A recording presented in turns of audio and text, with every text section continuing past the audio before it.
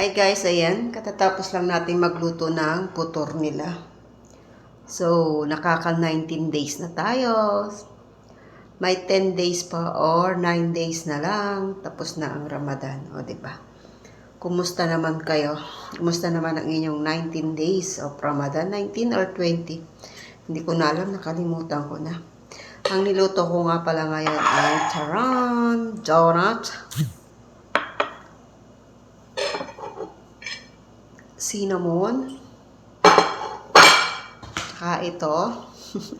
Isa lang yung kinuha ko kasi ayaw ko na. Tapos sambusa, shorba nila. Tapos yun lang. Tapos yung kape nila, nauli.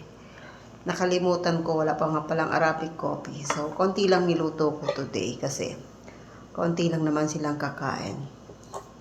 Sila lang. So, kain muna tayo bago tayo maghugas ng ating mga pinaggamitan. Maon cinnamon. Diba? Usong gusto ko ito Harap to sa kape.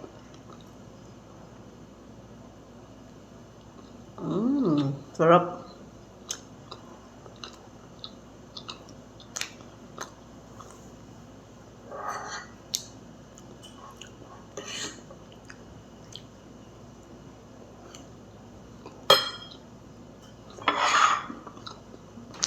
Ang aking donut. Magkaiba ang butas. Merong maluwang. Merong medyo masikip. Alin yan yung gusto nyo. Charot. Kakainin na lang natin. Ito nga palang sauce na ito ay date sauce. Hindi siya sugar.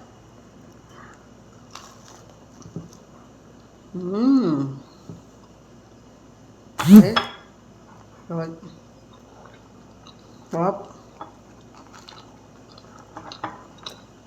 Pag uwi ko ng Pilipinas, ganito na lang business ko. Gawa ko ng mga Arabic. Sweet.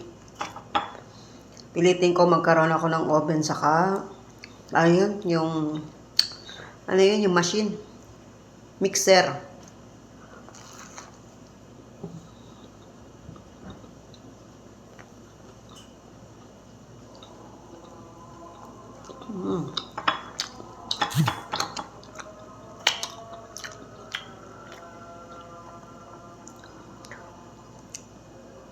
Sarap ng donut to. Ito yung tira kong agina sa cinnamon. So, kaysa sa ilagay ko sa freezer, so ginawa ko na lang siyang donut. Masarap pala siya. Although kahit hindi ito yung tamang ingredients para sa donut. So, ayan. Ano pa rin siya.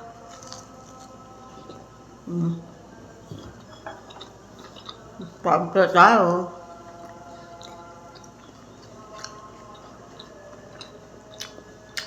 Have to may Arabic coffee kaso nahuli. Dasal na nila. Nahuli yung kape ko.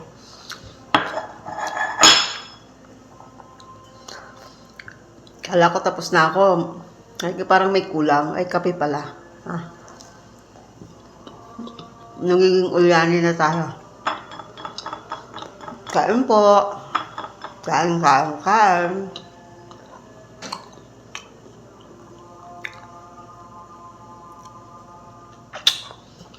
Harap cinnamon. Na-perfect ko na rin siya. Hindi siya katulad ng unang-una kong gawa ng cinnamon. Nakakahiya. Ang tigas.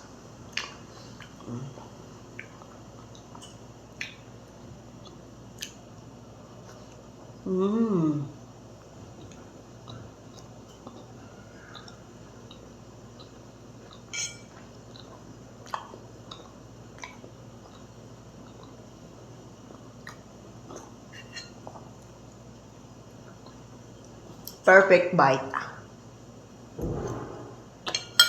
Sarap.